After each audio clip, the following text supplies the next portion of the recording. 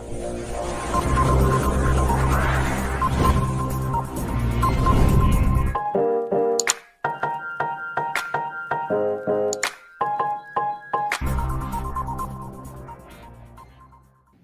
हाँ, आप बात समझ गए होंगे कि हम आपको रील फिल्म कागज का रियल रिव्यू बताने वाले हैं। भैया भैया ये क्या हो गया भैया? बैठो बैठो तुम। भरत भैया कौन मर गया?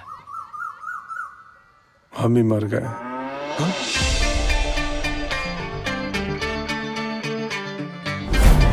सरपंच साहब, आप दे दीजिए ना हमारा जिंदा होने का प्रमाण पत्र बना के। ना ना भैया, वो ना हो सकता है। का हुआ, उठ के चले गए? हम अछूत है का? अरे अछूत नहीं भूत हो। मैं भरत लाल, बैंड वाला। तुम्हारा फार्म है ना, वो अंग्रेजी की बजाय हिंदी में भर दूंगा, थोड़ा सस्ता पड़ेगा। हमें एक होशियार वकील मिले हैं, साधोराम केवट लाला बा। उन्हें मरने जीने वाले केस के धुरंधर है। अरे क्या हुआ, सपने में भूत देख लिया? उतना ही शहर के बीचों बीच त्योहार बैंड बज रहा था। मैं सोनिया, आपसे बात करनी थी। नहीं, हमारा काम में मजाक उड़ रहा है। अब छाप दीजिएगा तो पूरे संसार में मजाक उड़ेगा। सरकारी कागज झूठ नहीं बोलता। मैं आदमी से बड़ा रजिस्टरवा हो गया हूँ। छोड़ दो ये लड़ाई। कुछ लोगों ने हमारे साथ गलत किया है तो उनको बताना है कि वो गलत किए हैं। धर्म युद्ध है, अब मान सम्मान पहचान की लड़ाई है। चल गिर के उठ जा तू। अपने नाम के सामने आप मृतक शब्द लगा लीजिए, जो सुनेगा चुटकी भर में मसला समझ जाएगा। तमा जिंदा हो के मृतक। मृतक। हम सब मरे हुए लोग एक साथ जमा होकर अपना संगठन बनाने का ऐलान कर रहे हैं।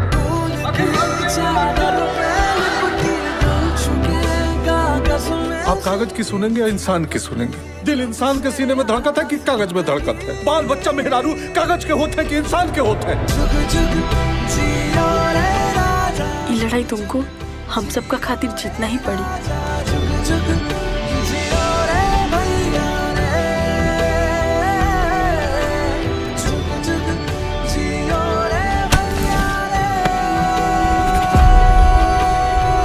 भरत भैया भैया। अरे रामपाल, हम कागज पे मरे हैं। भैया तभी तो फुल कागज का लाए। दिमाग खराब है। लो भैया, अभी ताजा ताजा मरे, उठ के चल दी।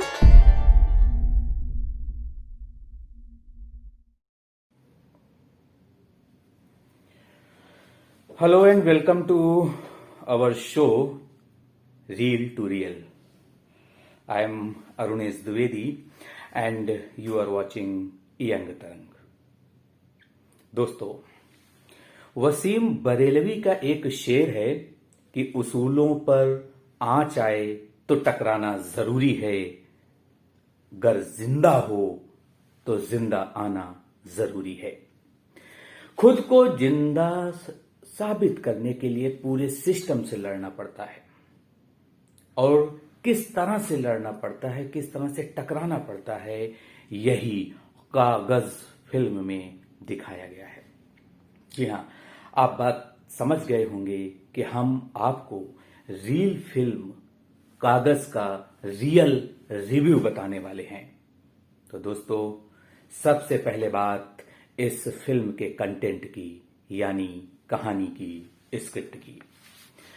तो रील फिल्म का रिव्यू करें उससे पहले एक रियल बात आपको बताते हैं। हमारे सिस्टम में जिंदा को मुर्दा और मुर्दे को जिंदा कागजों में अक्सर कर दिया जाता है। आज से नहीं, लंबे समय से 70, 80 और 90 के दशक में तो ऐसी कई खबरें सामने आई हैं। कभी किसी मुर्दे के नाम पर पेंशन जैसी सरकारी योजनाओं का लाभ सिस्टम से जुड़े हुए लोग उठाते हैं, तो कभी किसी जिंदा व्यक्ति को मुर्दा बना दिया जाता है और फिर वो खुद को जिंदा साबित करने के लिए सिस्टम से लड़ता है। लेखपाल से लेकर मंत्री, डीएम, एसडीएम, इन सब का जो इकोसिस्टम है, इससे एक आम आदमी लड़ता है। तो ये तो रियल बात है, कई बार ऐसी खबरें सामने आई हैं। अब हम बात करते हैं कागज फिल्म की। तो जाने माने डायरेक्टर सतीश कौशिक की ये फिल्म मुख्य तौर पर लाल बिहारी मृतक नाम के एक व्यक्ति के जीवन पर आधारित है, जो कि असली घटना है। जी हां, लाल बिहारी जी ने लगभग 18-20 साल लंबा संघर्ष किया था और इसके बाद वे खुद को जीवित साबित कर पाए थे। ऐसा भी कह सकते हैं कि यह फिल्म किसी भी सरकारी कागज की अहमियत, उसकी वैल्यू को बताने के लिए बनाई गई है। और इस फिल्म में भरत लाल यानी पंकज त्रिपाठी जिन्होंने इस कैरेक्टर को प्ले किया है, वो दिखाते हैं कि कितना मुश्किल है सिस्टम से टकराना। इस फिल्म की कहानी में कसावट है। भरत लाल द्वारा अखिल भारतीय मृतक संघ बनाया जाता है। 1989 में अमेठी में राजीव गांधी के खिलाफ चुनाव लड़ने से लेकर लखनऊ की सड़कों पर उतरना और अपने जैसे अन्य लोगों को जोड़ना, मृतकों की शव यात्रा निकालना, ये सब इस फिल्म के कुछ प्लस पॉइंट है। वहीं पर अगर हम बात करें व्यंग्य की, तो इसकी स्क्रिप्ट में हास्य और व्यंग्य का भी अच्छा तालमेल है। डायलॉग कमाल के लिखे गए हैं, जैसे कर्जा लेना कुत्ता पालने जैसा होता है। कहने को तो वो आपको सुरक्षा देता है, लेकिन फिर रोज रोज भौंक करके रोटी मांगता है, और अगर आपने रोटी देने से मना कर दिया तो वो आपको काट भी लेता है। दूसरा डायलॉग, कोर्ट कचहरी न्याय के वे देवता हैं जो आपके समय और आपके सपनों की बलि मांगते हैं। तो इस तरीके से आपने देखा कि इस फिल्म की कहानी में बहुत दम है। स्क्रिप्ट में स्क्रीन प्ले राइटिंग बहुत अच्छे से की गई है और पंकज त्रिपाठी ने बेहतरीन तरीके से अपने कैरेक्टर के साथ न्याय किया है। अब यहां पर आपको ये बताते हैं कि किस तरीके से इस पूरे मामले का जो कहानी है, उस कहानी के नरेशन में इमरजेंसी का भी जिक्र है। तो राजेश खन्ना सुपरस्टार अपने जमाने के, उनका भी जिक्र है। बिनाका गीतमाला जिसे अमीन सयानी साहब प्रस्तुत करते थे, उसको भी बड़ी खूबसूरती से जोड़ा गया है।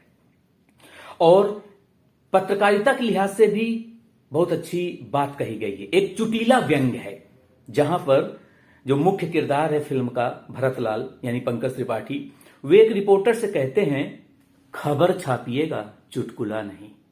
तो इस फिल्म का विषय बेहद संवेदनशील है। और इसके अलावा आपको यह भी समझना होगा कि व्यंग्य और हास्य के बीच में जो महीन रेखा है, उसको इस फिल्म ने काफी अच्छे से प्रस्तुत किया गया है।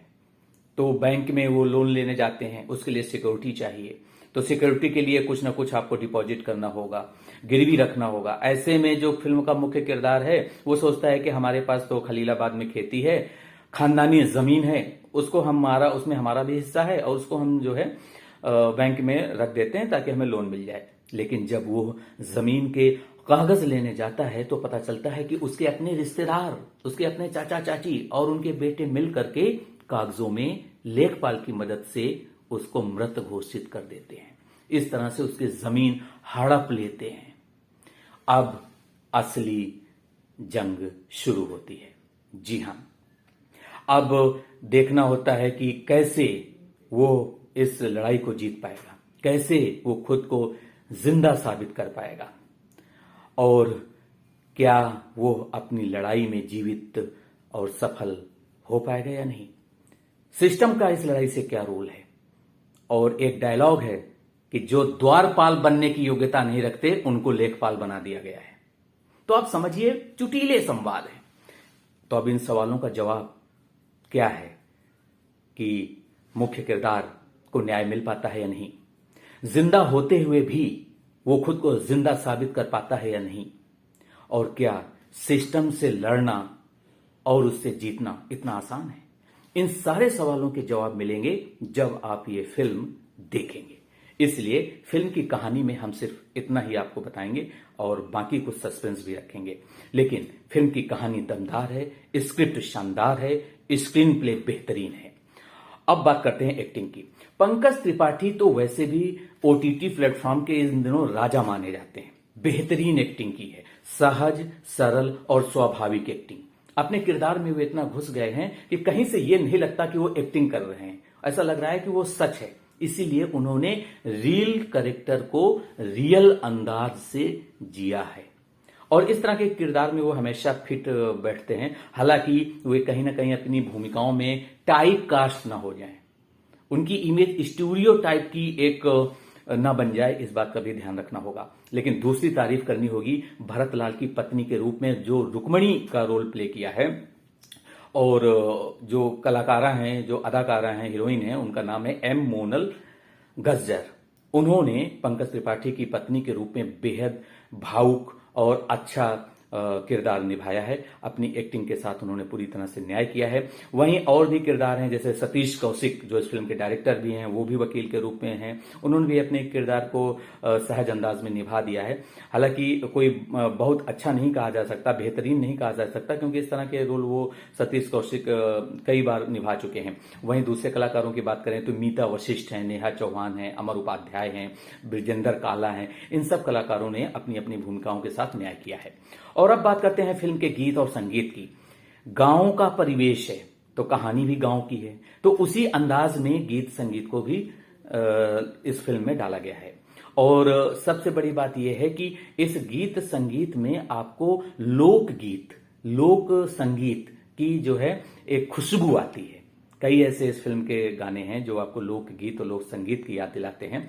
हालांकि हम आपको यहाँ पे ये भी बताना चाहते हैं कि कहीं ना कहीं इस फिल्म में एक आइटम सॉन्ग भी डाला गया है, जो शायद फिल्म को हिट कराने के लिए सतीश कौशिक साहब को लगता होगा जरूरी है, लेकिन मेरी नजर से वो फिल्म की कहानी को आगे नहीं बढ़ाता है, बल्कि उसे एक ऐसा लगता है कि जबरन वो आइटम सॉन्ग डाल दिया गया है जिसकी जरूरत नहीं थी।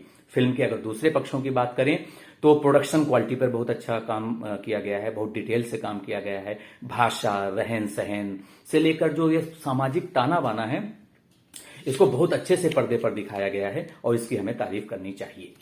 और अब हम आपको ये भी बता दें कि सतीश कौशिक एनएसडी से पास आउट हैं, बहुत अच्छे कलाकार हैं, थिएटर आर्टिस्ट हैं, फिल्में भी उन्होंने बहुत सी की हैं और बहुत सी फिल्मों का उन्होंने डायरेक्शन भी किया है जो कि सफल हुई है। जैसे कि 2000 में आई थी हम आपके दिल में रहते हैं, मुझे कुछ कहना है, तेरे नाम, ये सब उनकी सुपरहिट फिल्में हैं। और इस फिल्म में सलमान खान का भी उनको साथ मिला है। जी हाँ, फिल्म के प्रोड्यूसर सलमान खान हैं, तो फिल्म की ओपनिंग में जो वॉइस ओवर आता है वो सलमान खान का आता है। इसके अलावा कागज के ऊपर उन्होंने फिल्म की क्लोजिंग में, यानी जब फिल्म समाप्त हो रही होती है तो उन्होंने बहुत अच्छे से कागज नाम के शीर्षक से एक कविता पढ़ी है और ये सलमान की आवाज में है, तो सलमान खान के फैंस के लिए भी ये फिल्म बेहद अच्छी है। और चलते चलते आखिर में रियल बात, कागज का हमारे जीवन में बेहद महत्वपूर्ण है रोल है। पैसा, रुपया, जिसमें महात्मा गांधी जी की, आप जानते ही हैं, राष्ट्रपिता हैं हमारे देश के, तो कागज का एक रूप तो वो नोट भी है जिसमें महात्मा गांधी की तस्वीर है। कागज का रोल वो भी है, जब इंसान पढ़ता है, लिखता है तो उसको मार्कशीट चाहिए होती है, वो भी कागज की है। इसके बाद जब वो जॉब करने जाता है कहीं भी, किसी भी इंडस्ट्री में, तो जो अपॉइंटमेंट लेटर मिलता है वो भी कागज का होता है। इसके अलावा जन्म पत्री, वो भी कागज की होती है, जिसमें आपके गुण मिलाए जाते हैं लड़के और लड़की के। इस तरह से हम कह सकते हैं कि कागज एक, उसका रूप एक, लेकिन रंग अनेक, और हमारे जीवन में कागज का बेहद महत्वपूर्ण रोल है। तो रील टू रियल इस शो में आज हमने आपको कागज फिल्म का रिव्यू किया, रियल व्यू बताए, और मुझे उम्मीद है कि आपको हमारा ये रिव्यू पसंद आया होगा। आप अपना फीडबैक हमें कमेंट बॉक्स में दीजिए, साथ ही हमारे चैनल को लाइक, शेयर और सब्सक्राइब भी कीजिए। रील टू रियल इस शो में अगली बार किसी और फिल्म की या वेब सीरीज का हम रिव्यू करेंगे, और तब तक आप फिल्में देखते रहिए, समझते रहिए और अपनी सामाजिक जिम्मेदारियों को भी निभाते रहिए। कोरोना अभी गया नहीं है, नया स्ट्रेन भी आ गया है, इसलिए सोशल डिस्टेंसिंग, मास्क और हैंड सैनिटाइजर करते रहिए। Thank you so much for watching.